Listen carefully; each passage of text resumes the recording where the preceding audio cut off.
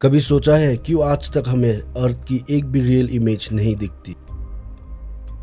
Antarctica ऐसा क्या है वहाँ पे जहाँ पूरी दुनिया एक दूसरे से जंग में है? Israel Iran war, India Pakistan, USA Russia, China North Korea, हर देश एक दूसरे के खिलाफ। पर फिर भी अंटार्कटिका जहाँ कुछ नहीं है, सब मिलकर उसे गार्ड कर रहे हैं।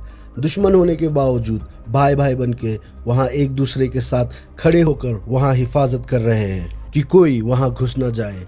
सोचने वाली बात यह है कि धरती के लगभग सारे देश मिलकर वहाँ क्या बर्फ को प्रोटेक्शन दे रही है? हम आएंगे इस पे भी, पहले मैं डिस्क्लेमर दे दूं।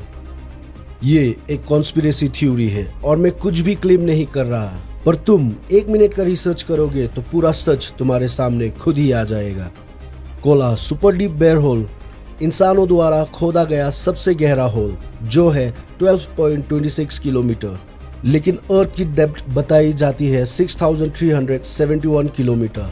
हर एक लेयर का एग्जैक्ट नंबर, जैसे कि कोई अंदर तक जाकर नाप कर आया हो। 1972 पहली बार अर्थ का फुल इमेज ली गई थी, ब्लू मार्बल। उससे पहले किसी ने अर्थ को स्पेस से पूरी तरह से नहीं देखा था। फिर भी हॉलीवुड के पास 50 साल पहले ही एक परफेक्ट रोटेटिंग अर्थ मॉडल था, जिस पे आज के मुताबिक सही कॉन्टिनेंट, टिल्ट सही, रोटेशन सही। तो सवाल सिंपल है, जब किसी ने देखा ही नहीं था तो मॉडल इतना एक्यूरेट कैसे हो सकता है? अनुमान कभी ऐसे काम नहीं करती। इस टॉपिक पर पूरी जानकारी के लिए ये वीडियो देखिए, लिंक डिस्क्रिप्शन में है। धूप यानी सन, जो बोला जाता है 93 मिलियन माइल्स दूर है, मतलब इतना दूर और इतना बड़ा कि उसकी light rays almost perfectly parallel होने चाहिए थे, बिल्कुल सीधी। लेकिन जब हम देखते हैं रेस ट्रायंगल जैसा क्यों दिखते हैं? वर्टिकल बीम्स, जैसे कि सोर्स काफी पास हो। यहाँ हम जो देख रहे हैं वो कुछ और ही कह रही है। और क्या तुम्हें पता है 1969 से 1972 के बीच 6 back to back moon landing हुई थी, लेकिन आज 54 साल बाद भी इंसान वापस मून पर नहीं जा पा रहा है। आर्टेमिस प्रोग्राम अनाउंस होते हैं, return to the moon. Dates बार बार शिफ्ट होती रहती है। 2017 से अभी 2026 चल रहा है और लिख के ले लो, ये प्रोग्राम शिफ्ट होती ही रहेगी। टेक्नोलॉजी रीबिल्ड की जा रही है, पर मून लैंडिंग तो हो चुकी है ना, वो टेक्नोलॉजी कहाँ है? और उसका ऑफिशियल एक्सप्लेनेशन ये है। I'd go to the moon in a nanosecond. The problem is we don't have the technology to do that anymore. We used to, but we destroyed that technology and it's a painful process to build it back again.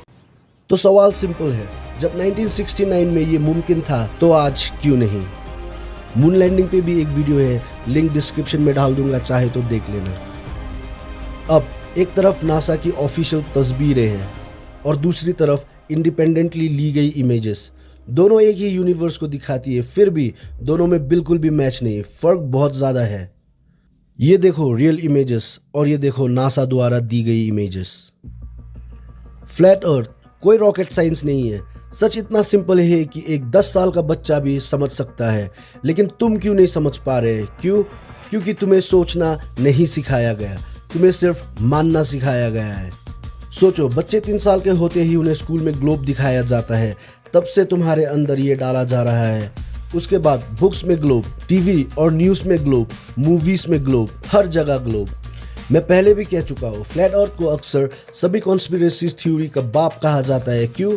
क्योंकि अगर तुमने एक बार इस पर सवाल उठा दिया तो फिर सवाल रुकते नहीं। फिर तुम एजुकेशन सिस्टम पर भी सवाल उठाओगे, पॉलिटिकल नैरेटिव पर भी, साइंटिफिक अथॉरिटी पर भी, ग्लोबल एजेंडा पर भी। एक सवाल, फिर उसके बाद सवाल के ऊपर सवाल, शेप पर सवाल, स्पेस पर सवाल, मून पर सवाल, सिस्टम पर सवाल, ग्रेविटी पर सवाल। और शायद इसी वजह से फ्लैट अर्थ को इस तरह से सप्रेस किया गया है कि तुम इंटरनेट पर ढूंढो भी तो सीधा जवाब नहीं मिलता। यूट्यूब पर फ्लैट अर्थ सर्च करो तो तुम्हें सिर्फ डिबंक वीडियोस मिलती है। मिस्टर बीस्ट जैसे चैनल ने लाखों खर्च करके डिबंक वीडियोस बनाए ऐसे प्रेजेंटेशन के साथ कि तुम हंसने लगो। 2015 से लेकर 2017 के बीच फ्लैट अर्थ का सर्च इतना बढ़ गया कि सिस्टम पैनिक हो गई, इतनी कि यूट्यूब को अपना एल्गोरिदम चेंज करना पड़ा ताकि हमारे साइट की वीडियो कभी ना दिखे और सिर्फ डिबंक और नॉनसेंस वीडियो दिखे। और वही वो वक्त था जब हजारों फ्लैट अर्थ वीडियोस एक साथ रिमूव हो गए थे, इंक्लूडिंग मेरे। चैनल डिमोनेटाइज हुए, रीच सडनली ड्रॉप हो गई, एल्गोरिदम बदला और नैरेटिव भी। चलो अब आते हैं मेन मुद्दे पर। देखो, तुम सबको पता है धरती का 70% से ज्यादा हिस्सा पानी से कवर है, और पानी कहीं भी रखो, कैसे भी रखो, वो हमेशा लेवल हो जाता है। इसीलिए लोग कहते हैं सी लेवल नॉट सी कर्व। और इस पानी को धरती से गिरने से रोकता है एक आइस वॉल, जिसे एंटार्क्टिका कहते हैं, ना कि ग्रेविटी। तुम खुद से देखो, ग्रेविटी इतनी शक्तिशाली है कि वो लाखों करोड़ों टन वजन अपनी तरफ खींचती है, बट फेदर्स को नहीं रोक सकती। पानी और बोट्स को रोक लेती है, पर बर्ड्स और हेलियम बैलून को नहीं रोक सकती है। ग्रेविटी कुछ नहीं, बस एक झूठ है। सिंपल सा लॉजिक है, जो चीज़ हवा से हल्की होती है वो तैरता है, और जो चीज़ हवा से भारी होती है वो डूब जाता है। इस पे भी हम फ्यूचर में कभी वीडियो बनाएंगे। फिर से टॉपिक पे वापस आते हैं। अंटार्कटिका कोई नॉर्मल कॉन्टिनेंट नहीं है, ये एक 360 डिग्री का आइस वॉल है।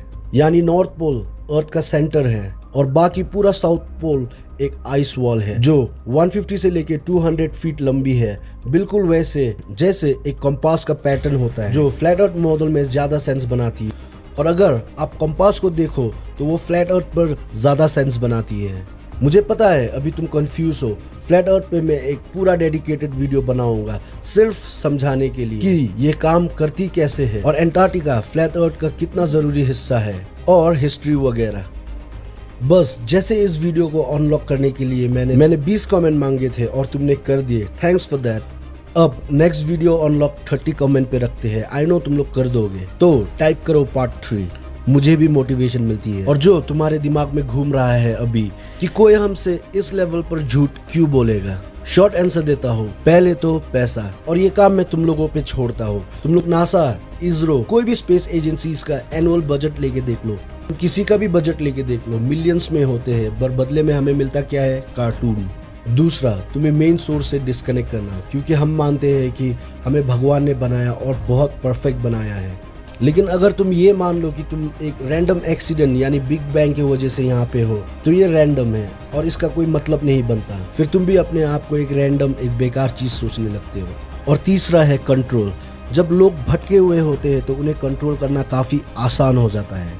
इन सबको भी हम विस्तार से देखेंगे अपने आने वाली वीडियो में। तब तक के लिए तुम ये देखो आखिर मरने के बाद सोल ट्रैप कैसे होता है। आदमी जीते जी ही नहीं, मरने के बाद भी उसे कंट्रोल किया जाता है। वीडियो खत्म करने से पहले एक और लास्ट बात, देखो जब तुम जान लेते हो कि रियलिटी स्क्रिप्टेड है तो लाइफ आसान हो जाती है, तुम्हें कोई कंट्रोल नहीं कर पाता। तुमने नोटिस किया होगा आजकल कुछ भी हो रहा है पर किसी को फर्क नहीं पड़ता है। क्यों पता है? क्योंकि ये तुम्हारे अंदर पहले से डाला गया है।